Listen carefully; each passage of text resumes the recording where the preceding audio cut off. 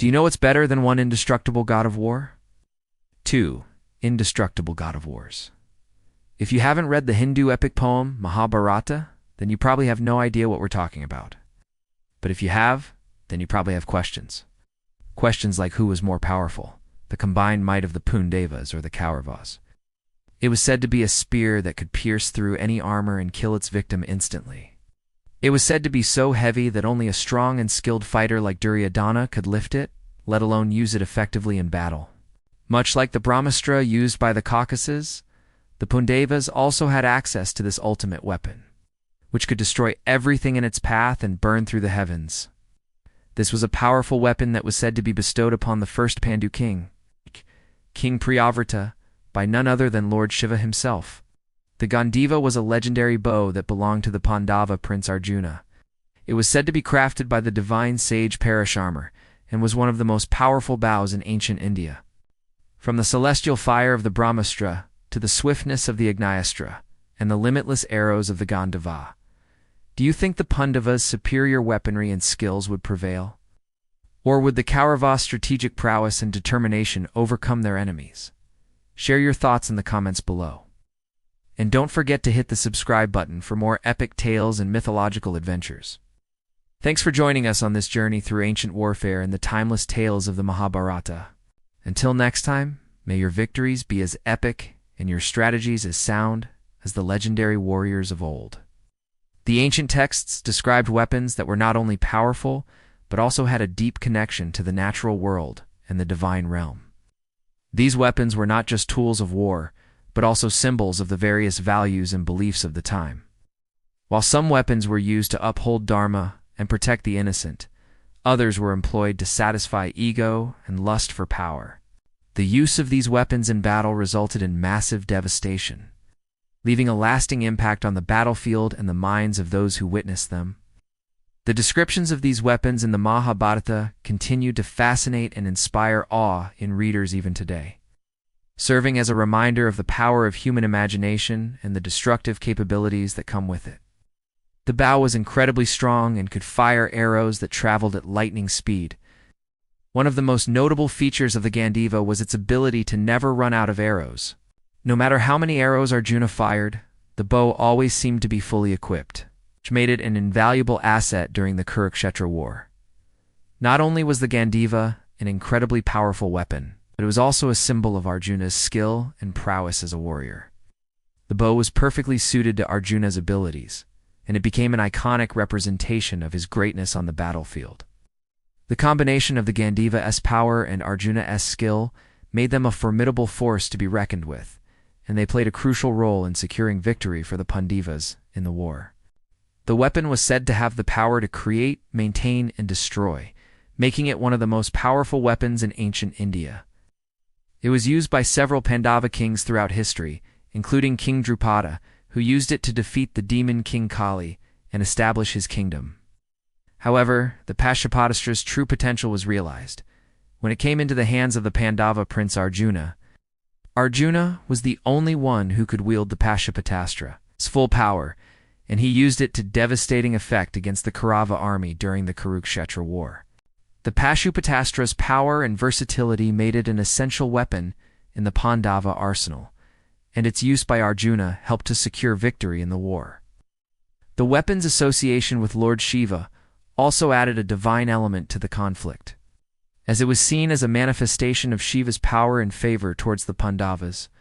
The Pandavas, however, only used it once during the war, and that too under the guidance of their guru, Dronacharya. What sets the Brahmastra of the Pandavas apart from that of the Kauravas is its association with the celestial beings known as the Apsaras. These divine dancers are said to have assisted the Pandavas in harnessing the weapon's full potential. The Apsaras brought water to the fire altar used to generate the Brahmastra, symbolizing the weapon's connection to the celestial realm. Unlike the Kauravas, the Pandavas were successful in using the Brahmastra, although it ultimately led to the death of their cousin, Karna. Overall, the Brahmastra was a pivotal weapon in the Kurukshetra war, and its use by both sides had profound implications for the outcome of the conflict. Despite its size and weight, the axe was incredibly swift and could crush its victims with ease. Even the mighty Bhima, one of the strongest members of the Pandava clan, was defeated by Duryodhana's mace skills.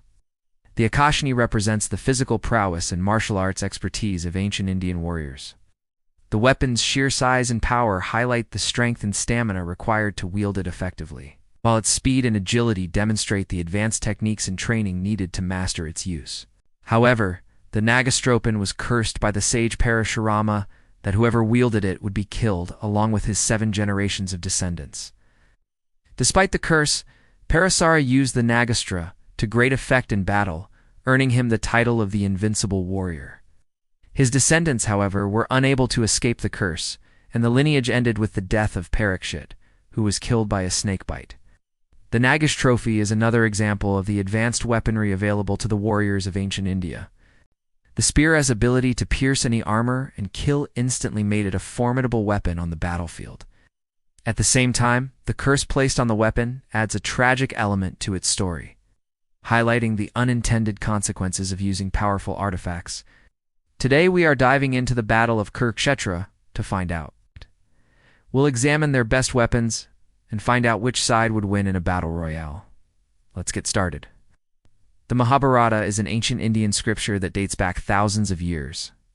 It details the struggle between 2 warring groups of cousins, the Pandavas and the Kauravas, over control of the kingdom of Hastinapura. According to the Mahabharata, this weapon was so powerful that it could destroy everything in its path and even burn through the heavens themselves.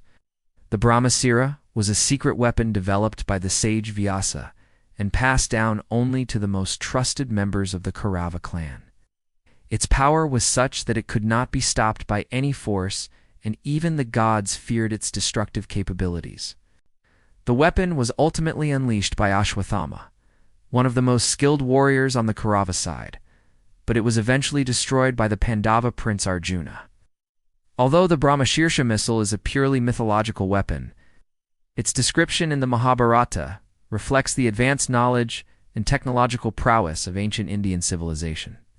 The concept of a missile that could travel through the heavens and destroy everything in its path is truly inspiring and serves as a reminder of the incredible feats that can be accomplished through human ingenuity and innovation.